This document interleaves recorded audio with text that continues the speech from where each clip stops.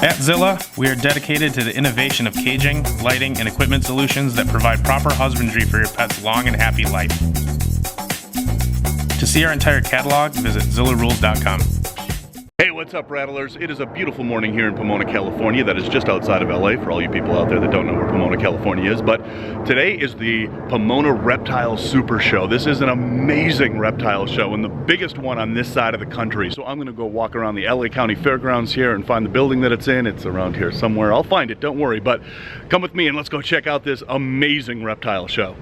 I'm Dave Kaufman, and I am obsessed with reptiles, and I have been since I was 9 years old. 25 years later, I made a trilogy of award-winning movies about them. Now my life is all about touring the world in search of them in wild places, and checking out some of the most awesome breeding facilities and reptile expos while I'm at it. So come with me and join my reptile adventures.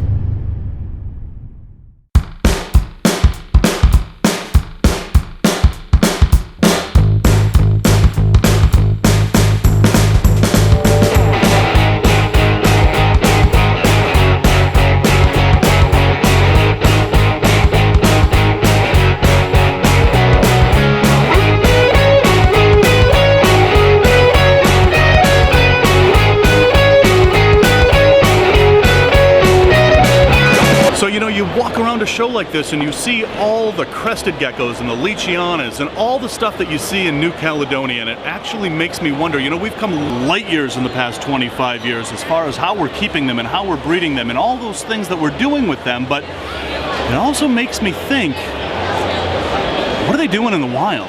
Are we actually getting it right in our domestic situations? I mean, I know a couple of guys that have actually gone to New Caledonia to see these animals in the wild, but has anybody actually gone to New Caledonia with the intent to see if we're actually keeping these guys the best way that we can in our domestic situation? What their temperatures that they like to hang out at?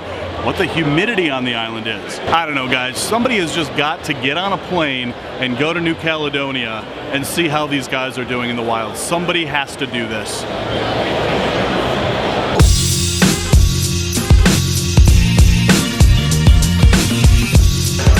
Hi, I'd like one ticket to New Caledonia, please.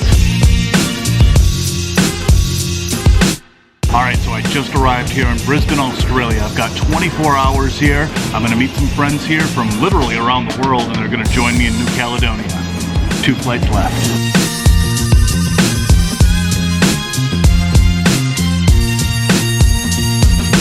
So we have arrived in New Caledonia. This is Noumea, this is the capital. But this is also on Grande Terre, which is the main island. Crested geckos live on the Isle of Pines, which means that tomorrow morning we've got one final flight and we're there.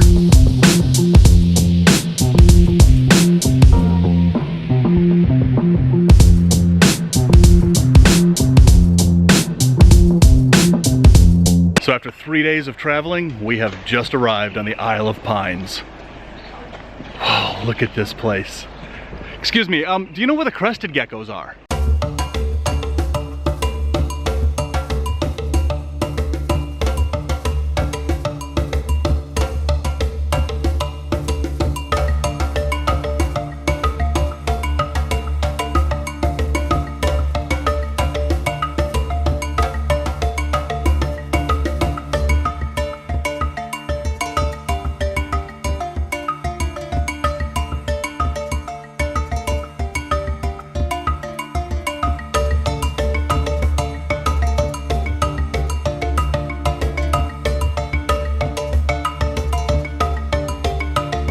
Well, Rattlers, that didn't take very long. This is a Crested Gecko in the wild here in New Caledonia. Of all the Crested Geckos that I've ever had in my hands, this one is the most significant. Because in the field, in the wild, this is my lifer. So Crested Geckos in the wild don't have any of the colors or patterns that the domesticated ones have. Crested Geckos in the wild are completely uniform brown. Sometimes they have a red spot on their back flanks. This one does not. And as you guys probably know from the domesticated ones, they certainly have very elaborate eyelashes. As a matter of fact, the Latin name ciliatus actually is Latin for eyelash. So while we call these Crested Geckos a more apt name for them would be eyelash geckos. So we've all seen that post out there that says, I'll give you $1 million or whatever for a credible photo of Bigfoot. Well, the same can apply to a wild crested gecko's tail. I would say 99.9% of all adult crested geckos in the wild have lost their tail. Because with crested geckos, it is so easy for them to lose their tail. Any loud noise such as thunder, pop, that tail comes off. Dogs barking too close, pop, that tail comes off. Low-flying planes, that tail is gonna come off. So yeah, I will give $1 million for somebody to post a photo of a wild crested gecko with a tail.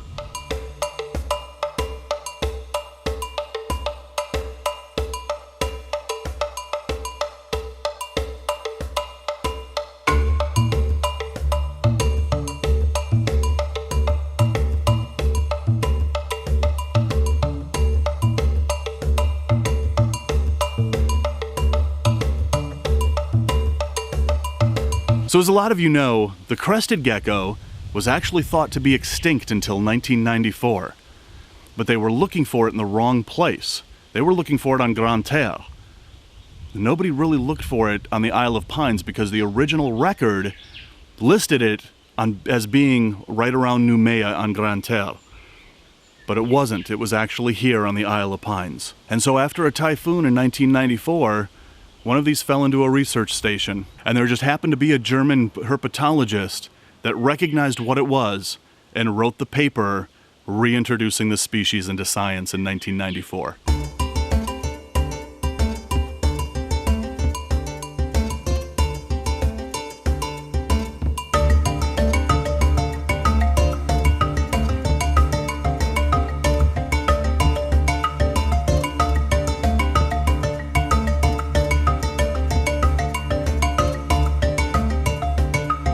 Alright, so here we are walking around this incredible forest here in New Caledonia. What I'm looking for as I walk around is I'm looking for signs of what they're eating out here. Obviously, no one's out here giving them insects from rainbow mealworms. No one's out here mixing up some Pangea crested gecko diet for them out here.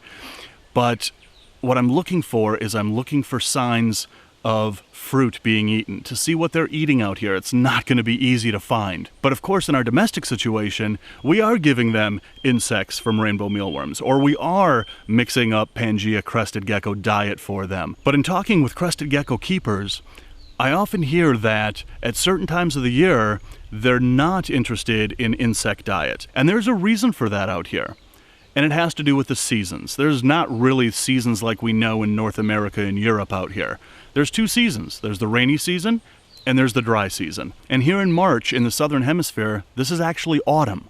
So it's this time of year that all the fruit is ripe and some of it is really mushy on the vines and very easy for crested geckos to eat. And during this time of year, they're not really interested in going hunting for insects. They're looking for that overripe, mushy fruit that they so love to eat out here. And my theory is that even though the crested geckos that we have are domesticated, they still have that internal clock where certain times of the year, they're going to want Pangea crested gecko diet more than they're going to want insect food. And that at other times of the year, when the fruit isn't blooming out here in the wild, that's when they want their insect diet. Because at that time of year, that's what's available out here in the wild. It all has to do with the crested gecko's internal clock and what types of food they want at certain times of year.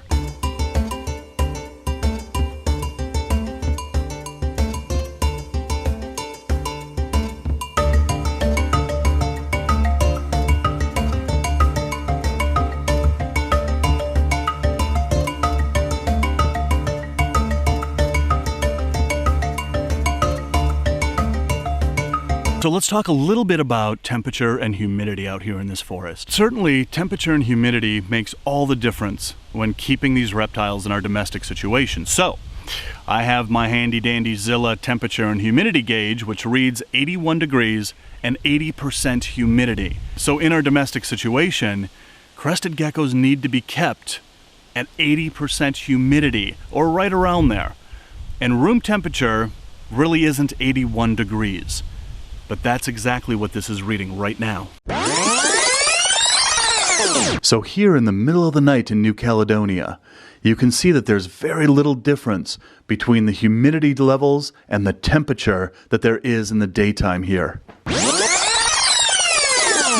And as far as just misting down your cages, I don't think that that's adequate enough to get it to 82% humidity that it is here on this island. So I'm taking issue with the thought that all you need to do is keep crested geckos at room temperature. So Rattlers, our new Caledonian adventure has just started. And it's only day one, and look at this. There are still leechies to be found out here, and so many other just absolutely amazing skinks and geckos that this island chain is so famous for. So guys, I want you guys to comment below and share any tips or tricks that you have that other crested gecko enthusiasts can read and further learn from all of our collective knowledge. So until the next New Caledonian adventure, love the planet, feed your reptile obsession, and rattle on.